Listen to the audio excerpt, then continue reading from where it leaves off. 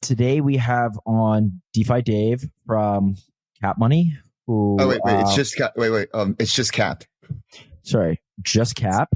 Yeah, good to clarify. Just Cap. Funny, like we were talking earlier. This is a fun, like full circle thing. I've known DeFi Dave probably since I first got on Twitter, and the first podcast I ever did was actually on his podcast. How long ago was that? Like 3 years ago? 2 years ago? That was 2.5 years ago. Yep. Yeah. I saw you posting. I just thought you were hilarious. I was like, it was very unique takes and like such a humorous way.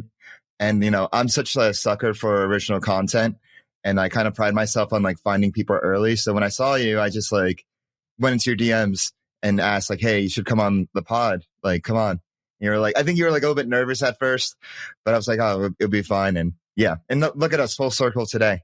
I know, right? And honestly, I haven't really been on very many pods. Like, I didn't go on podcasts very often. So that is a fun tidbit. All right. Now, Dave, please introduce yourself. A little bit of background just for context, and then we'll go ahead and jump into Cap, not Cap Money. Yeah.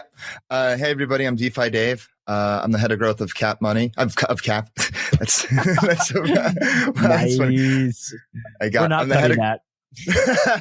I'm the head of growth. It's catchy though. It's catchy. Yeah, I know. That's why I thought it was that. Yeah. I'm the head of growth of Cap. I've been in crypto for about 8 years now. Been doing DeFi stuff for the past 5 years. I've contributed to various projects in different capacities, whether it be, I'm probably most well known for Frax, Dinero Redacted, Gelato. I've done everything from marketing to BD stuff.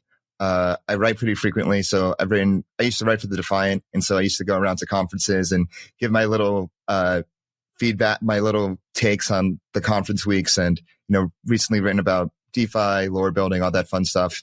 But yeah, I've just been around. I'm super interested in this stuff. Really strokes my natural curiosity. And I think that's why I've lasted here for so long. Yeah. Okay. So, what is Cap? Yes. So Cap is a stablecoin. It's a stablecoin protocol that uses restaking as a tool to allocate capital and protect users from downside risk. Now, what exactly do I mean by that? So Cap has created this three-pronged marketplace where you have users, they mint their stablecoin CUSD with USDC, soon other payment stablecoins like Tether, Benji, Biddle, PYUSD, all that. You have operators, and these operators are market makers, trading shops. We outsource you to them. They have edge. They know what they're doing. They do this professionally. We don't do it as a team. And then you have restakers. So think Symbiotic, EigenLayer, you know, that tech stack, and Renzo, EtherFi, Kelp. They have, you know, this capital, ETH, BTC, whatnot, they're restaking. They underwrite the entire system. And so to give you a sense, those are the actors in the system. I want to set that up. And to give you a sense of the flow. So the operators, which like market makers and whatnot, and the restakers, they come to an agreement off-chain. They come to an illegal agreement. The operator will say like, hey, this is who we are. This is our strategy. It's the restaker. They do the due diligence. And if everything's cool and chill, they're like, okay, great. And they basically delegate their restate capital to them, and that acts as a vouch. And that delegation acts as collateral for the operator to access the Cap protocol, the USDC underlying the Cap protocol. And so they get the delegation, they go access the USDC in this over collateralized loan akin to Aave with the delegation. They go out, they do the strategy. It could be on chain, could be off chain. You know, it could be whatever. They basically pay back the loan. They pay premium fees to the restaker. And the kicker here is like all the money that the operator makes, they just made at no cost of capital, because in the eyes of the operator, they just received an undercollateralized loan. But in the eyes of the protocol, because they got vouched for by the restaker, it's fully collateralized. And so operators really love our protocol because they're able to grow their book without any cost of capital. They just have to pay, like, instead of having putting up collateral, they pay premium fees to the restaker. Restakers love us because it turns out the PMF for restaking is yield. I mean, for so long, we've had these farming games, looping games and whatnot. But there really hasn't been a true use case for restaking. And it turns out it's actually like just getting yield. And I kind of view it as, you know, before with like a lot of the lending protocols and DeFi protocols, you had like guarantees at an application level, like whether it's like at Aave or Morpho, and things get like liquid. It's like application logic with smart contracts. But with restaking, it's at a consensus level. You have consensus level guarantees, which I think is just really fascinating. And that's what and this is Cap is really the first true tried and true use case of this. So restakers love us for that reason. And users love us for two reasons. One, I like to call Cap the infinite canvas of yield. So instead of just, users have different preferences. Sometimes maybe they wanted one strategy, but what happens if they want to get out of that strategy? They don't want to be locked into, one yield strategy. Or, maybe a lot other stablecoins are by committee or a DAO, but what if they don't want people deciding what to do because people are infallible? Cap is really a marketplace for yield. And operators come in and out of our system with different yield strategies. Maybe some are better in a bull market. Maybe some are better in a bear market. Maybe some have a strategy that's open for a month. Maybe they have some ARB that's open for a few days. You can't really make a stablecoin out of a strategy that's open for a month, but they can plug into the Cap system in order to, get the capital to access that strategy. A comparison I like to say to simplify things is Uber has no cars, but it's the biggest taxi company in the world.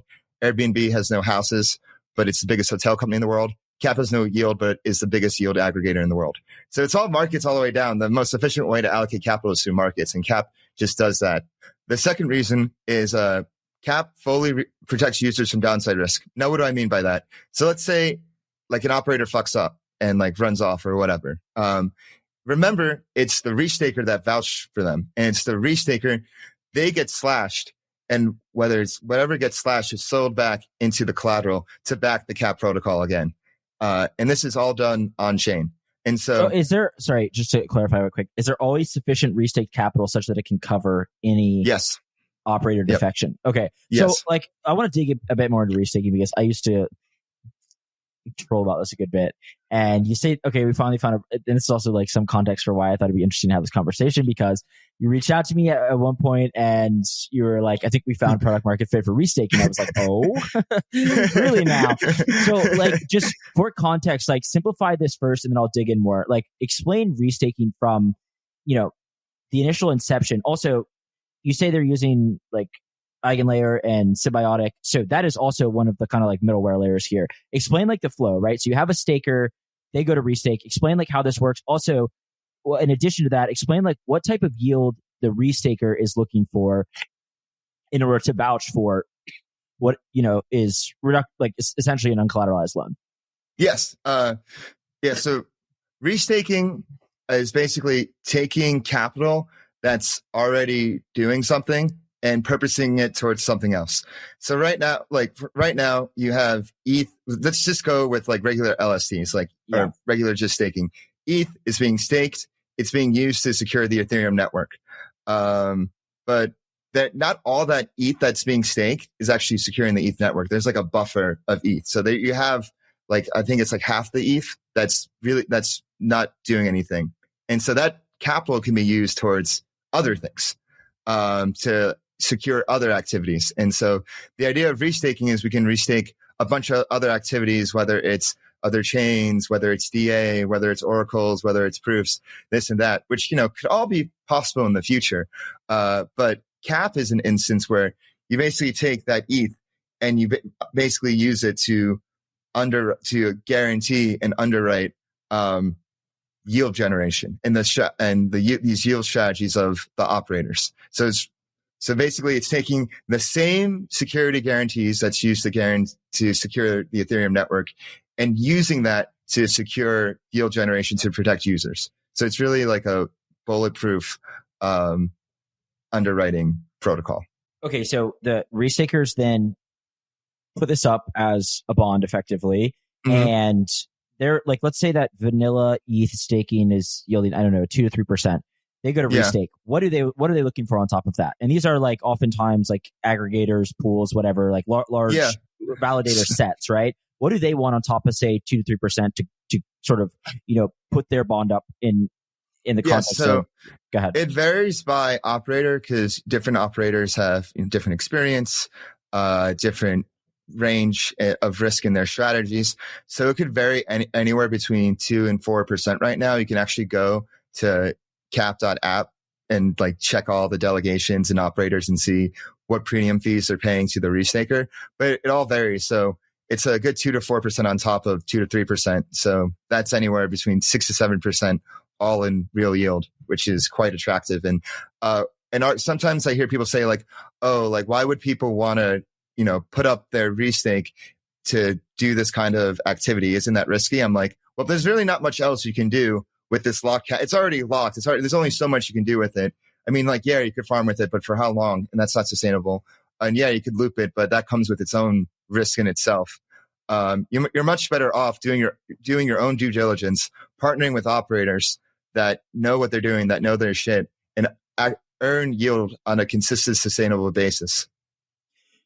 So on top of this, they're only paying 2 to 4%. That seems like quite a good deal for these market makers and operators like that are going to go and so does that seem like relatively low or no? Because like, okay, like for example, so you have to keep in mind they have to the protocol has its own interest rate as well. That has its own like rate that they're borrowing from. So it's in a way they're taking out two different loans. It's like one is from the protocol and the other is for like the right to receive a delegation. So from the protocol, it varies. So it could, let's say it's like 6%.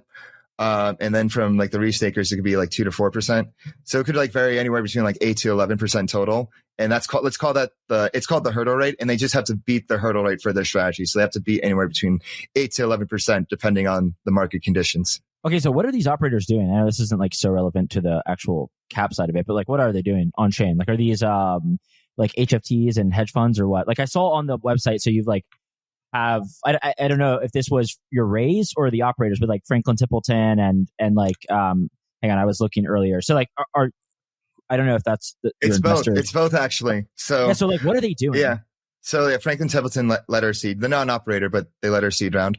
Flow traders, like flow traders. Yeah. So they're doing all sorts of strategies, both on chain and off chain, and that's really the magic of Cap. Is you have these regulated TradFi firms, Wall Street. They're coming on chain to access capital because it's the most efficient. We're offering them a very good deal, and it's the most efficient way for them to access capital. They can go get the USDC, get whatever collateral that's backing it, and redeem it off chain to run their TradFi strategy. They can run, yeah. So that's what makes Cap really unique. We're bringing Wall Street on chain in this regard. Yeah. Okay, that makes sense. All right. Wait, can you just like distinguish this from? And I think I understand the difference, but like distinguish this from something like Wildcat, which is our friend Lawrence's project, right? Where that's like just pure kind of like under collateralized lending. Like explain maybe just one more time, like the distinction there, how you would view the distinction there with like the restaking aspect being able to sort of like cover any type of losses. Yeah, for sure. So Wildcat, yeah, that's pure under collateralized lending. Well, with us, there's protection there with restaking. They're two different systems with their own different trade-offs. Like, Wildcat system may be more capital efficient, but here we're a stablecoin and we offer protection. So we have two different objectives, for sure. So two different products in that regard. And like another way I like to frame Cap is kind of like a commercial FDIC in terms of the way it offers protection, because in the same way that the FDIC protects bank accounts for up to $250,000, Cap protects basically all the stablecoins in circulation. Yep, in the same manner. Yeah. Okay. So that does make sense. Have you had any operators go bust? No, not yet.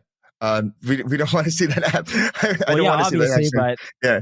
No, but like, yeah. Okay. Another question though is, let's say it is somebody like Franklin Templeton who is borrowing, like as an operator. Is there any legal recourse, or is it just that bond? Like, I mean, the bond is sufficient because it at least covers, right? But like, could the restaker also go after them in court if they, blow up a position? Yeah. So let's not use Franklin Templeton because they're not an operator, but okay, that's fine. Yeah. But let's say like anybody. Let's say an operator runs off. Remember the first thing I said was they have to usually they come to an agreement off chain, the operator and the restaker. They sign a legal agreement. And let's say a restaker does get slashed. Well, the restaker can take legal recourse against the operator. Yeah. And this is basically what Cap does. It shifts the risk from the stablecoin holder, which you've seen time and time again. get flush with DPEGs and, going to zero and this and that. There's this social contract between stablecoin holders and the issuer. Like a stablecoin holder just wants something stable. They just want stability on chain. And the restaker in return, they basically get the yield that the stablecoin holder is foregoing. And for them, so they have to uphold the stablecoin. So it's not the stablecoin holder, it's not signing up for the risk. And basically we move the risk from the stablecoin holder to the restaker. The restaker is taking that first risk.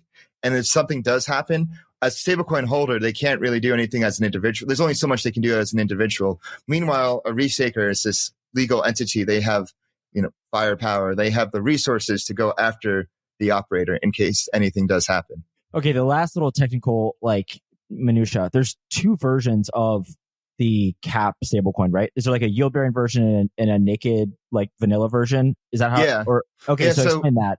So we have CUSD, which is our digital dollar. Doesn't earn any yield.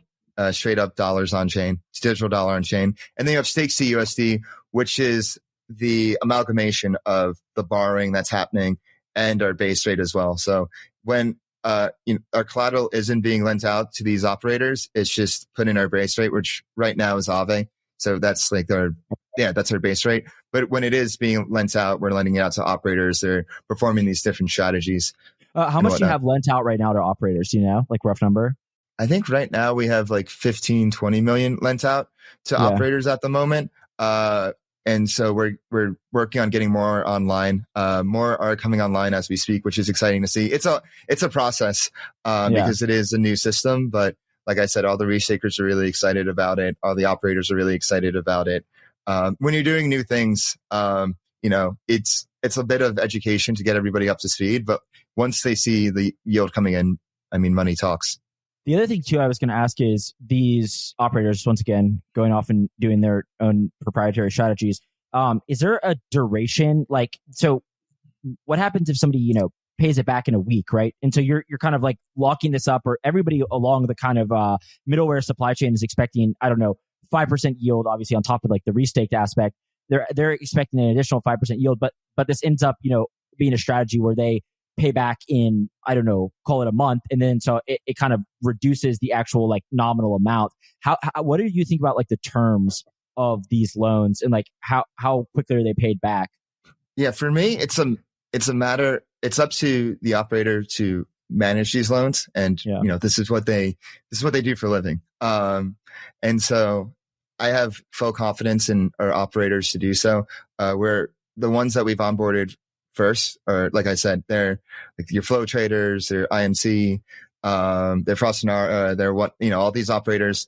And it's the restakers, like I said, it's the restakers that do the due diligence and vouch for them. If I had to summarize CAP in one way, it's we outsource to people that know their shit. We outsource to people that know what we're doing, and we bring them together in a way that works to their best incentives. And so with the operators, we offer them the best way to earn yield. With the restakers, we offer the best way for them to earn yield on their restake capital. When you're restaking, you're staking for a reason. Here's the thing with, all finance comes with risk. And so you can't earn yield without risk, but it's a way that you manage the risk. And so to make sure that if something does happen, users are covered. If something does happen, restakers can take action against the operators. There's no such thing as a free lunch. Let me take a moment to talk to you about Ellipsis Labs, a team I've known for a while building some of the most interesting products in the space. The Ellipsis team is one of the few that I can consistently point to and say, these guys really know what they're doing. They're backed by Paradigm, Electric Capital, and Han Ventures. The founders, Eugene and Jerry, have experience at Citadel, Jane Street, and the Solana Core team. Since launching their order book DEX, Phoenix, they've done over $80 billion in trading volume by making on-chain order books competitive with centralized exchanges. They are also the team behind Gavel and SolFi. I would consider them the foremost experts in crypto market microstructure. The best part is Ellipsis is hiring for New York-based engineers. Work with a small, focused team who are results-driven, collaborative, and use a modern stack. If you're an engineer who wants to work on infrastructure that's already proving itself in the market, go to ellipsislabs.xyz. Okay, now back to the show. So with your just native kind of stable coin, how do you how do you view this in the landscape of stablecoins as a whole? Like, do you view this as a payment stablecoin, or are you guys really trying to position yourself? Like, for example, Athena. I talked to Guy, and he's very clear and I think very conscientious of the positioning of the Athena project, which is we pay yield as a function of funding rates on perps, right? And I think he internalizes very well that USDT is this massive behemoth. Let's try to be synergistic versus trying to attack, the payment stable coins in the third world on Tron. How do you kind of view the long run of CAP? And I will say that is like very interesting, right? Because with stable coins, a lot of these are much more like structured products or derivatives in many ways, right? Like when we say stablecoin now, there's like a whole massive spectrum of what that means in practice. So I'm kind of curious, like in terms of the CAP project specifically, where do you guys like want to see yourself positioned going forward? Yeah, I put stablecoins in two different buckets as well. So payment stablecoins, these go for distribution. Specifically, these are stablecoins that are usually backed by treasuries and cash. And that's your Tether, USDC. We're not trying to compete in that. And then I view yield-bearing stablecoins. They're really infrastructure stablecoins, and they do something to earn yield in a way that payment stablecoins can't. Payment stablecoins are just naked treasuries, in my opinion. Yield-bearing stablecoins, they have different strategies. They can choose whether it's just funding rates in the basis trade, whether it's a committee deciding what to do, or with CAP, whether letting markets allocate to the best yield strategy. So I view us as, in a way, infrastructure, and I view us as a layer on top of these payment stablecoins like USDC and Tether. In the long run, who do you expect? I mean, right now you have like it looks like more kind of crypto native hedge funds and operators. Like, do you think that how easy would it be for, I don't know, throwing something out, Citadel to tap into this, right? Like a huge, like SIG or one of these big like hedge funds that SIG is actually one of our investors, actually. So okay, So like, how easy is it for somebody like that to tap in? And like obviously, like you said, the restakers and operators kind of have their own legal agreements, but is it easy for them to tap into something like this where they can start borrowing quickly and on pretty favorable terms? I think my long view is that everything will come on chain. All of finance will come on chain, whether it's tokenized, whether, bringing liquidity. I think that's the future we're heading towards. And with that mindset and that long view, I do see the Citadels of the world and everybody else in the world coming on chain. And I mean, you see this happening now. You see, not even Citadel, but you see Robinhood building an L2. You see Tempo happening with Stripe and whatnot. You see, there's so many. I feel like every other week there's like some big announcement of TradFi coming on chain. Hell, what was the announcement today? The owner of the New York Stock Exchange invested in Polymarket, the Intercontinental Exchange. Yeah. So the whole world's going to come on chain. But it's just a matter of like how it comes on chain. I think stablecoins are really going to dominate it just because of a question. It's really a matter of liquidity. So a meme I posted a while ago, and something, the meme of like, it's like people like raising their hand and then not raising their hand.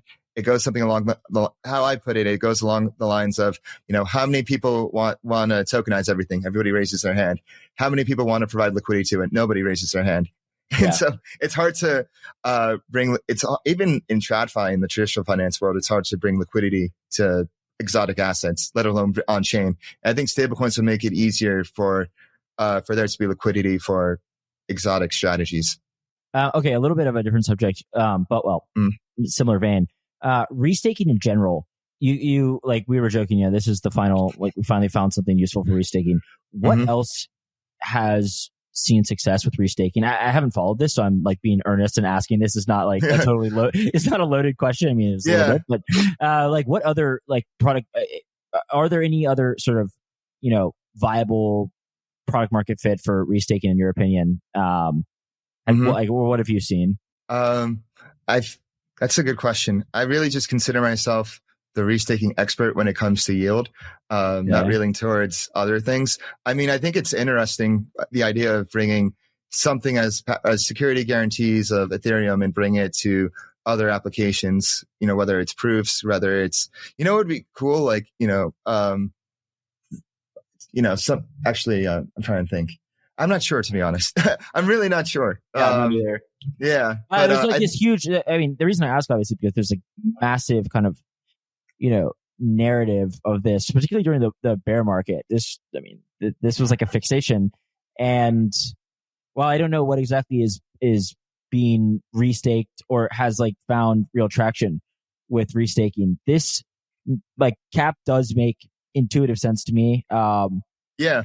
Outside of this, like there was a lot of this kind of idea of like intersubjective, right? So maybe like one of the notions with restaking was that outcomes that I say outcomes, I'm thinking like prediction markets right now, but things that are not binary, right? That may need some type of like judgment, like oracles or something. You could use restaked collateral to and have like a group of people that you could probably use it for prediction markets. Yeah. Like, that is exactly, yeah, that's kind of like the notion, right? I don't know exactly how it works in practice, but like this whole kind of like ABS thing was pushed. So I don't know. I was just curious if you'd seen anything else. Like what else is like EigenLayer and Symbiotic being used for, I guess? Yeah, I think EigenLayer is doing really big push with EigenCloud. And so I think restate cloud storage. Yeah, I'm not. I haven't looked into it too much. EigenLayer and Symbiotic have both been super helpful in getting us off the ground with their support. So shout out both of them. Much love. Yeah. Oh, one other question I had. Like it can be either restaked ETH or in I know like Symbiotic offers like a bunch of different assets, right? And do you guys use Karak or however it's called? Just Symbiotic and EigenLayer. Okay. Right now, it's ETH and BTC. What is the percentage of like ETH to BTC? Is like almost all ETH is like the restaked asset? Right now, it's mostly ETH. We are actually going to bring on LPTC pretty soon, so that's pretty cool. Okay, we're going to announce it. Lombard, I guess. Yeah. But in the future, you could really have any asset could be restaked. But right now, we're just going with the big. In the future, we would love to bring on native Bitcoin, so like having Babylon and anything similar to that. But we could see, anything with a lot of liquidity that has a lot of security to it. We could bring on. Okay, and a little bit of a pivot again. So I haven't watched this yet, but you did a speech on stablecoin regulation like 2.5 years ago. What was kind of the premise? And then we can go from there. Yeah, I mean, 2.5 years ago, this was my speech at ETH Denver, and it's really trippy now seeing stablecoins not only just come into the forefront, but for stablecoins to actually pass legislation and be accepted in the status quo and basically the American framework. And basically, I think for everyone in stablecoins back then, it was pretty obvious how powerful stablecoins were to continued American hegemony and continued American financial hegemony. You're basically pushing dollar supremacy abroad in ways that you couldn't before because of just how the banking system was. And it only made sense for them to in the future to legitimize the dollar for continued dollar hegemony and American hegemony. So it seemed like there were obviously there were interests back then, whether it's Elizabeth Warren or other opponents that were just pushing crypto and stablecoins, kicking it in the throat and whatnot.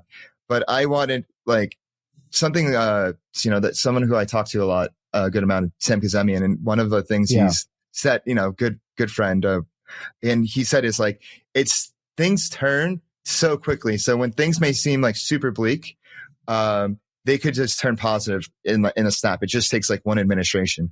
And so back then, everything was just doom and gloom, stablecoins and crypto. It's are we going to even stay in the States? And so when I was researching that speech, I was just okay, it really came to mind that oh wait, stablecoins are not just dollars. They're not just banks. They're a whole new different asset class. So really, I like to say an upgrade to the financial system. And, we were getting some support back then. We were starting to get some support, whether it's Senator Tomey or Tom Eimer. And the pieces were coming together, and it takes time.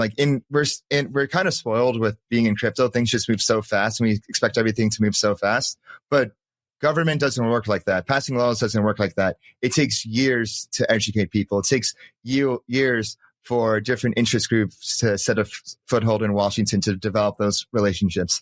And I think what you saw recently with the passing of stablecoin legislation with the Genius Act is a culmination of that. Is those first seeds being planted in 2020 and maybe a little bit before, but really in 2020 when DeFi took off, till now. With the stablecoin legislation passing. And it really established like definitions for stablecoins to exist. Yeah, no doubt. Well, I want to go back to Cap for 1 second. Who do you think is your, like, do you have competition? Is anybody else doing this? And if not, who do you think is like adjacent competition? Like, is under collateralized lending, for example, competition? No, I wouldn't like to frame Cap as under collateralized because we are fully collateralized. Sorry. I'm saying, like, are the under collateralized projects your competition? No, I wouldn't say they are. I think, in my opinion, Cap is pretty cooperative in PvE with a lot of projects and stablecoins because they could just access the Cap system, becoming operators. We have this framework at Cap called the Type 3 stablecoin framework, and Cap is a Type 3 stablecoin in the sense that it uses markets to allocate capital towards yield generation. The other stablecoins, I'll just backtrack a bit. So you have Type 0 stablecoins, which are endogenous stablecoins. These are CDPs. These are AMOs. AMOs, they rely on themselves or another system in order to grow. So AMOs are like CRV, Arrow, playing those bribe games. CDPs are leverage. Those don't really scale. Type 1, they're, one strategy. So it's like a T-bill stablecoin or whatnot. And then Type 2, like I said, are by committee. And so in theory, you could have like a Type 1 strategy stablecoin that teams up with a restaker to access the Cap protocol, to basically add to their firepower. So I see us very cooperative with stablecoins, and I want to work with other stablecoins. I see a future where there being thousands of stablecoins. In a way, when I see discussions about Cap online, I think one way to frame Cap is kind of like this on-chain prime broker with protections. Okay, you have this like big piece and kind of narrative you've been talking about, which is lore building. Talk to us about lore building. This is more on the kind of like social side, but go ahead. Yeah, for sure. So lore building really was kind of dawned on me after ETH Denver this year because the vibes were just so low and it seemed like everyone was just so exhausted in Ethereum land. And in crypto in general, it seems like people were just burnt out. At the time, this is speaking at the time about just how the cycle has went. Solana each chain is like a different culture, and Solana culture is much different than Ethereum culture, and Ethereum culture much different than Bitcoin culture. And I kind of saw between that and kind of like my experience with my different side quests, whether it's building, starting ETH Bushwick or with a friend or building like other stablecoins and communities, like what makes the community stick around? Like, why do people like actually care about something? And I kind of came up with this concept of lore building, where it's basically the best. I would define lore building as this act of co-creation within communities where the leaders of it, they basically set the seeds and set the stage for others to create the narrative that proliferates. And so I like to call Satoshi like the Genesis lore builder, the Abrahamic lore builder, because yes, he wrote the white paper. Yes, he started the Bitcoin forum, but he wasn't the one that made Bitcoin what it was. It was community. It was community creating memes. It was community like creating hodl and spreading those ideas and creating this certain fervency about it. And the thing with lore building is you can't just have like one and done and that's it. There has to be this like continue line of lore builders that brings in new classes of people with to it, basically new blood. And so like early on in Bitcoin, you had Dread Pirate Roberts and bringing utility to Bitcoin. Then you had people like Roger Ver like investing in the first Bitcoin projects. And then I think the most interesting one recently is Michael Saylor. Michael Saylor is the lore builder of Wall Street. He's the one that not only built a product, but spoke in their language and was able to get them on board. And what Michael Saylor did was like, honestly, like just so fucking goated and Chad. Like the fact that he had, such like the same, energy as those early Bitcoiners, but like bringing it to Wall Street, that undying belief in Bitcoin. And basically, he created DATs. He's like the Satoshi of DATs. And shortly after I wrote that lore building article, it's funny seeing Tom Lee come being basically the lore builder of Ethereum in the same way Michael Saylor was. And I kind of felt vindicated on my lore building thesis. It's basically how you build. It's this idea of building communities. It's not about like top down, like, oh, this is, because a lot of times like people think like, oh, I need like more marketing. Oh, I need KOLs. But like, if you just like pay and just have things that are flash in the pan, you're never going to grow a community that way. You have to give people like a reason to believe, a reason to stay. Because at the end of the day, people stick around for two things. They stick around because they want to make money, and they stick around because they want a friend and they want a community. Yeah, I think what's interesting is that crypto has largely been predicated on this idea, like believe in something. And I do wonder going forward the degree to which a lot of our ideas about this kind of lore building thesis, which are critical with something like Bitcoin and something like Ethereum, where, in many ways, it really, like, the value really does come from the collective belief in its underlying value, versus something like, I don't know, even cap money, where operators it's a viable business for them, right? Yeah. Like it's a very good deal in the sense that like it has high utility, and they may not necessarily care about like a community in the background. So like, I am kind of interested in how you view that and also juggle that, because like I've thought, I mean, my opinion is that like, I think we're kind of phasing out. There's things in crypto that will always be sort of entirely based on this notion of lore. And I think you're spot on about that. I do think with something like stable coins and integrating into the financial system, they really don't care about our ideology or our lore or being a member of our Discord community, right? So like, I'm kind of interested. I agree. Where you see this is viable. I definitely hear you. Yeah, I think when it comes down to lore building, the culture predicates the tech. That you can have. Yeah. It doesn't matter what the tech is. What matters is the people and their beliefs and what values of the tech they're willing to defend for it. So with Bitcoin, for a simple thing is, 21 million Bitcoin, only 21 million will exist. Having everyone being able to run a node, max decentralization. Like these are the tenets of Bitcoin. That without it, if these things, no longer exist, is it really Bitcoin? And while Bitcoin is about kind of scarcity, I kind of view Ethereum, which I kind of identify more with, as, this infinite machine, building an open world, using your imagination and permissionlessness, trustlessness, trying to be as close to Bitcoin as possible on the decentralization aspect, but also giving it a lot more leeway and a lot more flexibility and adaptability to build applications.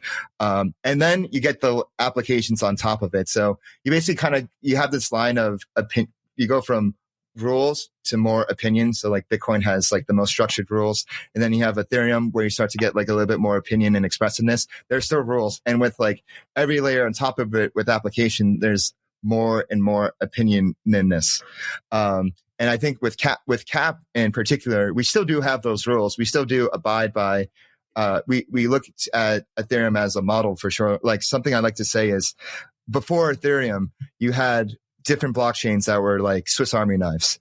Maybe you had like one blockchain that, allowed you to issue tokens, and with the DEX, maybe another blockchain where you had like usernames, and whatnot, and URLs and whatnot. And then after Ethereum, instead of being a Swiss Army knife, you had this Turing complete machine where you had this open world to build any application. And so instead of having to hard fork a blockchain to add a new application, you can just deploy your application on the Ethereum blockchain itself. Cap is the same thing with yield and stablecoins. Cap with stablecoins before Cap, it was just, one strategy. If they wanted to like add another strategy, they would have to build a new stablecoin, or they would have to manually add a different strategy, which is, there's friction in that process. There's human intervention in that process. With Cap, you have this, that's why I like to call it the infinite canvas of yield, because in the same way Ethereum's an open world with application, Cap is an open canvas of yield. It's the same open canvas, but with yield.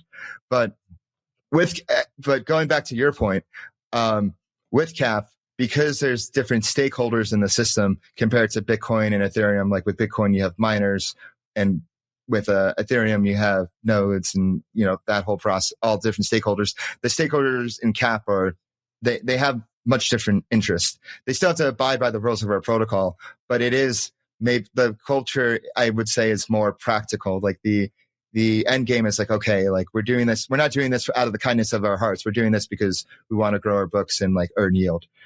So in that regard, I guess it's much different. Like stablecoins are just a much different product than blockchains, than like the blockchains that they are built on top of, because they have like a very specific purpose. It's like, okay, like they're money, and this is how we live our lives. It's just to exchange and whatnot. So that's why stablecoins are, have been the PMF of blockchains for so long, because people need this shit for different reasons, whether you're in the developing world and you're looking for, something to save in or like send to people just because your currency isn't working. Or on the other side of the spectrum, you're, a trading shop and you're looking for an edge and you're looking for cheap capital, and you see this protocol like CAP, like, hey, like this actually benefits my strategy. So it's different ends of the spectrum, the flexibility of it. Hey, Will here with Blockspace Media. Did you know that we have individual feeds for all our shows? If you're watching the Mining Pod, Bitcoin Season 2, or the Gwart Show, be sure to check out the individual feeds. You can find them on your podcast player of choice, whether that be Spotify, Apple, YouTube, etc. Just type in Blockspace Media and you'll find all our shows pop up, or just type in the individual show name like the Mining Pod or Bitcoin Season 2. Be sure to hit that subscribe and give us a 5-star rating so we can continue to bring you the best content in Bitcoin. All right. Last thing I want to touch on is you're head of BD, basically. Yeah. Right? Okay. Yeah. I'm BD. Like, yeah. What do you do all day? Out of curiosity. Like, no. I say this I'm sure I've talked to. I'm trying to think if I've talked to anybody on this podcast before that's like specifically head of BD. I mean, I obviously have a general notion of what you do, but like, talk to me about that and just like crypto BD in general. Yeah. So I'm head of growth, and I think we're essentially, all of us are startups.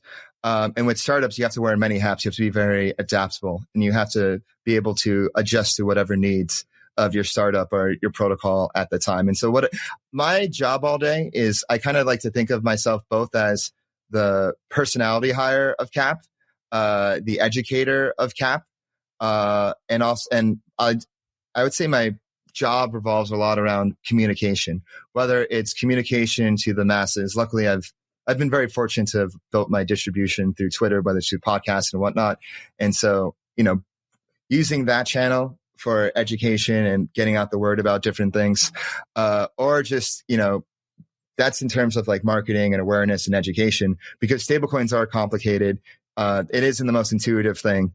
So it takes time to like get people to understand. And I think the most important thing is to build trust with people. And so that's like one way. That's one thing I do, is just communication on a broad sense that way. And another is more, I guess, B2B, and talking to whether it's developers or, heads of strategies or founders, and educating them about CAP and seeing where we can go with like partnerships and integrations, because different life cycles of a protocol require different skills. Like before a protocol launches, there's really not much partnerships you can do. All you can really do is education. And so I spend a lot of time at CAP thinking of ways of how can I get the word out about CAP. So I spend time like producing videos, looking at events that we could spread a good word at. So it's so at the beginning, before a protocol, it's much more awareness based, but after a protocol launches, it's much more about integrations and talking to different DeFi protocols and seeing where we can integrate there. And as CAP matures, it's going to require different needs as well. Say somebody has a large amount of stable coins and like you want to onboard them. I mean, maybe you onboard whales specifically, or just like find people, trying to deploy liquidity. Like what is the selling point that you give them on CAP, and like where's the competitive edge? So obviously it's like over collateralized. That's a good selling point. With that said, the irony is that a lot of people in crypto have like extremely high risk tolerance. So you may go to a TradFi fund and explain like, I don't know, 10% and it's over collateralized, right? And it would be, like salivating. But with a lot of crypto, I mean, I know this a little bit from having spoken to liquid funds and those like trying to deploy stables. Like a lot of these guys want 40% on the grounds that like they can go and they can take funny rates on perps on like these sexes and in Asia. So I don't know, like how do you view that and like sort of explaining a competitive advantage? This is where the importance of our partners come in, especially after a protocol launch. And this is where the beauty of the money Legos of DeFi come in. So, I would like to give a huge shout out to protocols such as Pendle, Morpho, Euler, because it's using those protocols to basically show the opportunities to prospective whales into cap, saying like, hey, you can basically, here's a PT where you get a fixed rate. Explain a PT right quick, because this is Pendle. It's I didn't really get Pendle until cap because I just never really bothered to use it before. It's kind of confusing too. It's not intuitive at all. It's a pretty like financially engineered product. But sorry, go ahead. I kind of view Pendle as like the final boss of Pool 2 in a way, if you think about it, in a sense. But instead of like having the only option being a degen, you can be conservative as well. So Pendle is a yield tokenization protocol that splits your PT, which stands for principal token, which I like to call predictable token. And then you have your YT, which is your yield token. And I like to frame it as you have yin and yang. Your yin is your PT. It's your predictable token, and that represents time. And so Pendle, it takes an asset like stake CUSD and splits it into two. So it takes like the actual like coin, like the actual asset itself, time, and at mature, and Pendle has a maturity, so it could be 4 months, 6 months, depends, whatever. At maturity, that PT token is worth 1. So it starts off at 0 and it ends at 1. The YT token is yen. YT token is just the yield aspect of it. It's just whatever's like, it's just the yield part. And that is worth, it starts as 1 and ends at 0. And in between, it's floating because yield is floating. We don't, sometimes it's high, sometimes it depends on the stablecoin, whatever. And so because you strip away the yield part from the PT, it's just a fixed rate. There's no funny business going on. So at maturity, it's just 1. And so you can go to a whale or a fund or something and say like, hey, here's a fixed yield product, a fixed yield, asset right here. You can go and then you have like Morpho and you have Euler, and you can loop it on these different lending protocols. And something that's, originally 5%, originally like 15%, becomes like 44% APR. And so that's kind of like how the game works. That's how all these like liquid funds work, is they like look for these opportunities to be like, hey, like and like each one has its own risks. Of course, there's no such thing as a free lunch. And so you have to, make sure the more you loop, the more vulnerable you are to liquidation and your position blowing up and whatnot. But for those like comfortable with the risk and knowing how to manage it, it is an attractive option.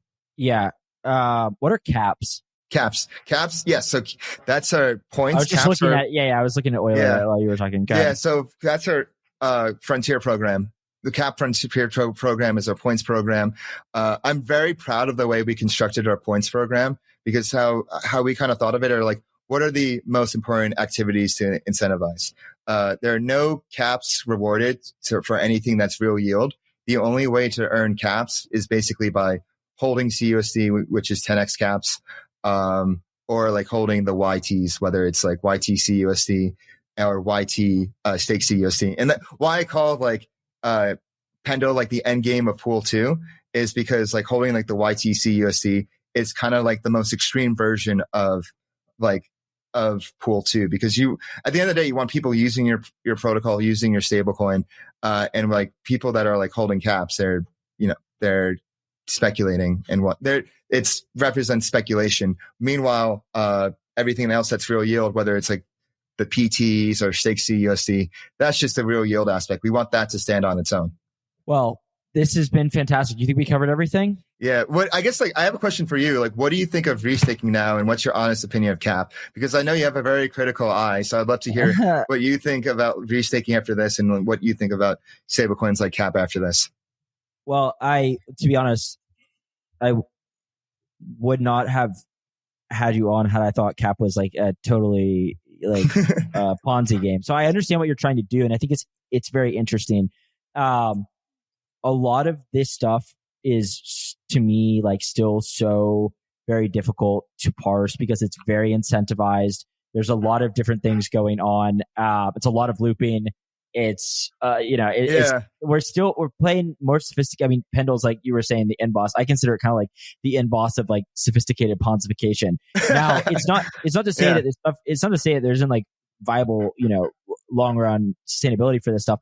I just don't know like what the, market clearing rate is for, and this isn't just cap. This applies to all like projects like this where they're kind of trying to do some version of like financial engineering. I don't know what the kind of like market clearing rate is. And I also don't have a very good grasp on, we were talking about liquid funds and like I was saying, like, it's kind of hilarious. I talked to these liquid funds and they're looking for, they're willing to degen, right? And I think they kind of have like, in their mind, even if they're using sort of a market neutral strategy, they are still looking for like very big asymmetric, almost like binary bets where they're trying to like juice something at a very high APY for, X amount of time. So it is interesting. Like, I think, if we go back to last cycle, this isn't a perfect analogy, but it'll sort of convey the point I'm trying to make. Three Arrows Capital is not like a real hedge fund that works on Wall Street, right? Like they were doing some absolutely degenerate, like, exactly. Yeah. So as we mature and become, sort of increasingly integrated into real finance, I'm interested to see, like, I bring up, like, would Citadel use cap? Maybe they would, but I'm interested to see where this kind of falls. So I do think it is an interesting idea. Restaking, I think, I haven't followed it so closely for a while, but for a reason, which was that I think it was grossly overhyped. There's only so many things to restake for, to be honest. Yeah, and also there was a lot of, I think, misunderstanding of. Well, okay, it's pivoted a bunch, by the way. Like, my initial understanding of restaking is not exactly how it's turned out, and particularly with this EigenCloud thing. But we'll put that aside for a second. I think that there was a lot of belief in, okay, you have this like pristine staked asset, and this will be like so useful for security for all of these other things, and that could apply to, well, like nearly anything you could build. Well, the reality of it is, like, once you look at how kind of the market, or rather like developers and builders, like, look at this stuff, they can just go and build a sidechain or an L2 or whatever and like not need to pay for some economic security or like restake security, right? Like, so honestly, on the application level, I think it makes a bit more sense.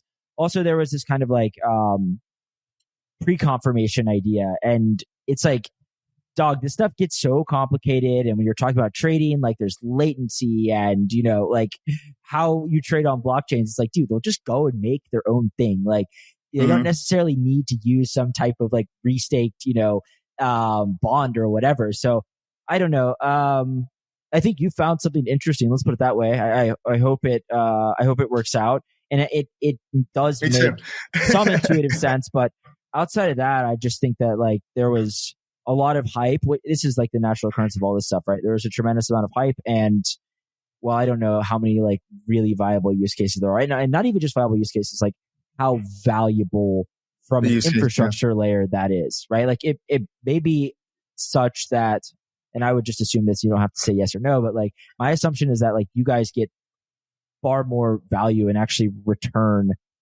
using restaking on your side than like EigenLayer or, Symbiotic, like, in terms of what they can kind of scrape, what they can charge, like, on these infra kind of middleware layers. It's just, there's only so much, value to be returned to each individual kind of like part of the supply chain. So yeah, I don't, you probably, my views are probably more or less what you would have expected. Yeah, no, for sure. I was just curious. But man, this has been fun. It's a real first circle moment to think about when we first talked. I was in the south of Brazil at my girlfriend's house at the time because the Wi-Fi didn't work in my co-working space, trying to get the Wi-Fi to work in her apartment. And now here we are. I'm out doing a podcast, real full circle stuff. Yeah, well, it's been fantastic. Thank you for coming on. Good luck. Maybe we can have you on again in the future. Yes, for sure. Looking forward to it, and talk to you soon.